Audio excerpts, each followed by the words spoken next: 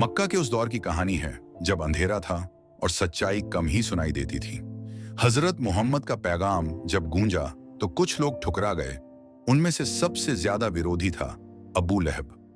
अबू लहब नाम का यह शख्स पैगंबर का चाचा था, धनवान और अपने कबीले में रुतबा रखने वाला, पर उसके दिल में नफरत, घमंड और ईमान के लिए कोई जगह नहीं थी।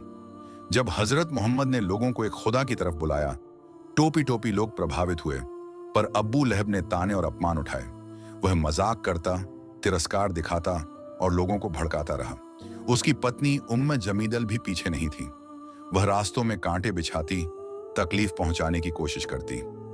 एक दिन जब पैगंबर ने लोगों को सच्चाई सुनाई, अबू लहब ने तंज करते हुए कहा, तब्बन लका या मोहम्मद, तेरे लिए बदकिस्मती। इस घमंडी रवैये पर अल्लाह ने सूरह लहब नाजिल की, जिसमें करारा ऐलान था कि अबू लहब का अंजाम बुरा होगा, उसके हाथ और माल उसे कुछ काम नहीं आएंगे और उसकी पत्नी ईंधन बनकर आग में जाने वाली है। अबू लहब और उसकी पत्नी ने जिस तरह से नबी और सच्चाई की बेइज्जती की, उसी के बदले में समय ने उन्हें घेरा। अचानक उसे ऐसी बीमारी हुई कि शरीर को तेज तकलीफ हुई, बदबू फैलने लगी और लोग उससे दूरी रखने लगे। उसे सहारा देने वाला न रहा।